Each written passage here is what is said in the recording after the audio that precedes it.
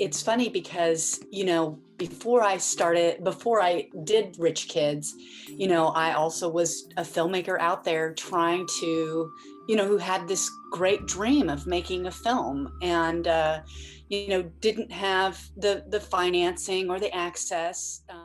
Hey, welcome back. Part 4 of the video series with Laura Summers and her low-budget filmmaking tricks. You may not know this, but Laura has actually directed 2 feature films, low-budget feature films. Rich Kids was actually her second. And in this video, I asked her a question, kind of maybe a difficult question about, you just have to stay tuned and watch this video. Hey, give this channel or give this video a thumbs up and hit the subscribe button.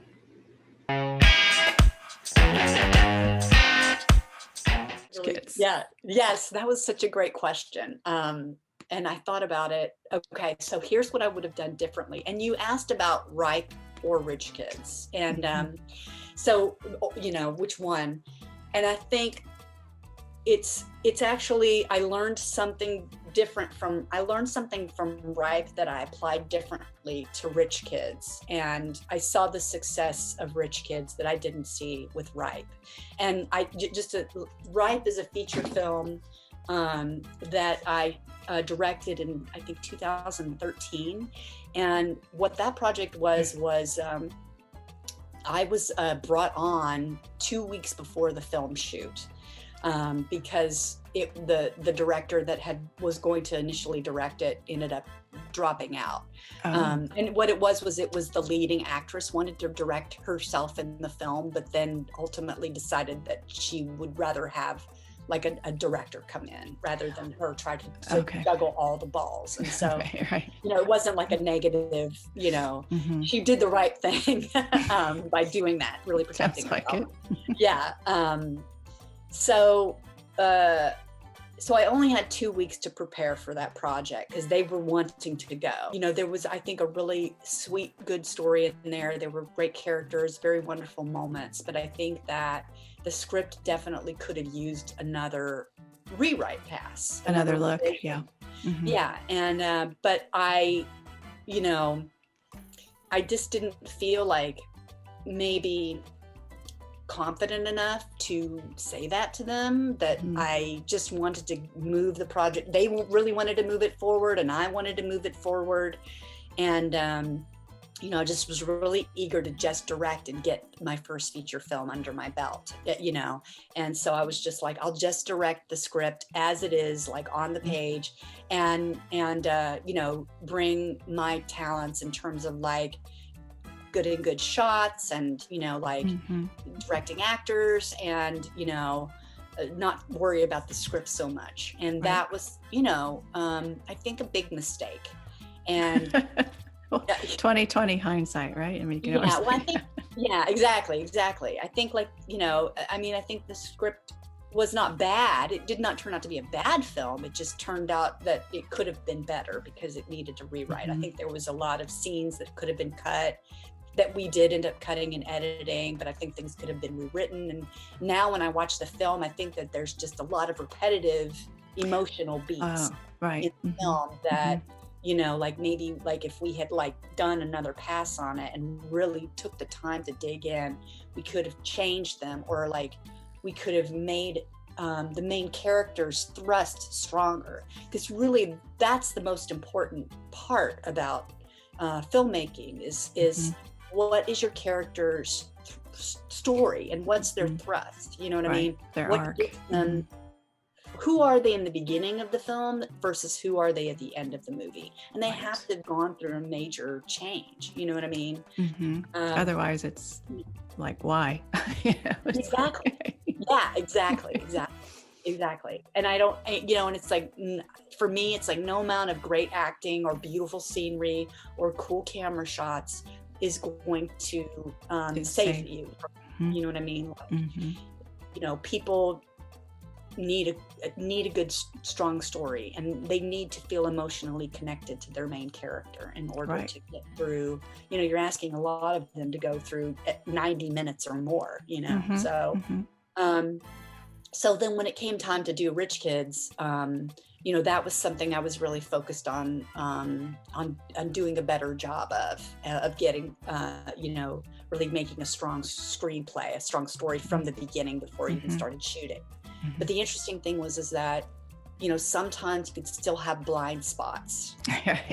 Still say like, we're ready to go, but then you can get to set and be like, oh crap, like there, and we even shot scenes and everything. And then when we came back and edited it together, I realized that there were a few scenes in the film that were problematic. You know what I mean? I really had to go back and one of the things I learned was you just have to keep working it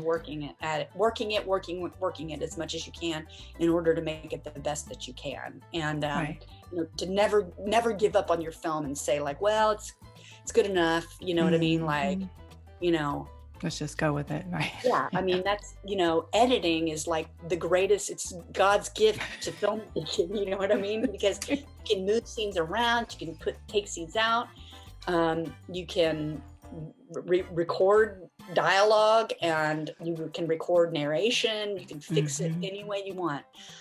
And one of the crazy things that I decided to do was I was like, this opening scene isn't working, and I'm going to go and I'm going to reshoot it.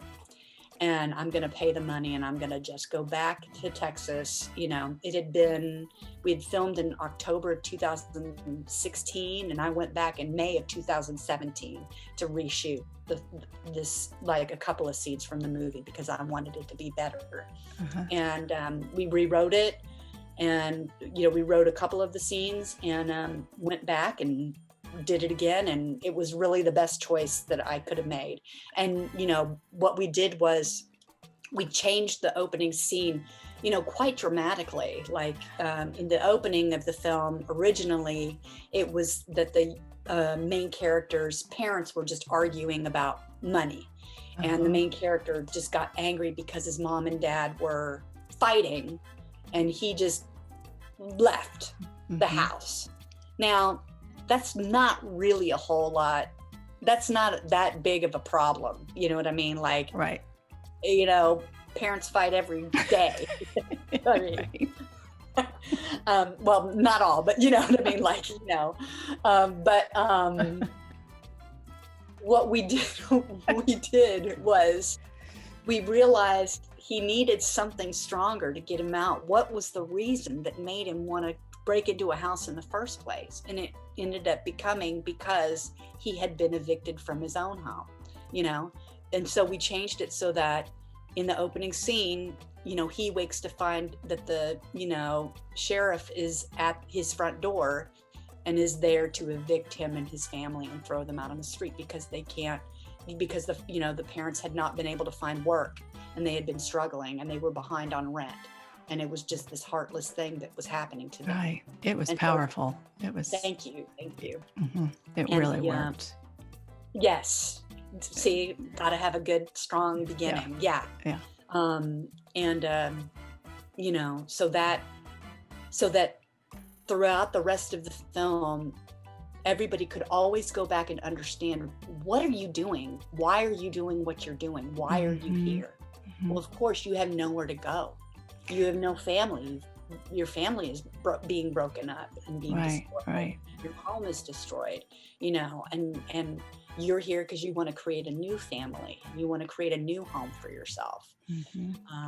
And so that would be, the advice that I would give. So you could see like they're just the two different, the thing that I would have done differently with Ripe would have been to just go back into that script and really work it and really ask those questions to make it as strong as possible.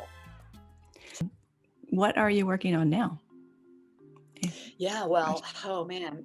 Well, I had been working on another feature film with a sci-fi writer that I loved, and we were working on a zombie, like a different kind of zombie film. And we had been doing that for the last couple of years, and we finished it, and we were like, we're ready to go. We're ready to take it out and get some financing. And this was going to be like my next step in terms of next level, filmmaking. Right. And then the pandemic happened, and we decided that we were going to wait and see how things turned out, because we weren't filming. But I think like people are starting to poke their heads out.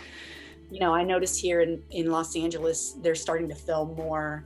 Yeah, it's starting to pick back up. So, so we've got, so there's some hope out there. And then I spent the last, these last 7 months just really buckling down, and I've gotten 2 pilots written.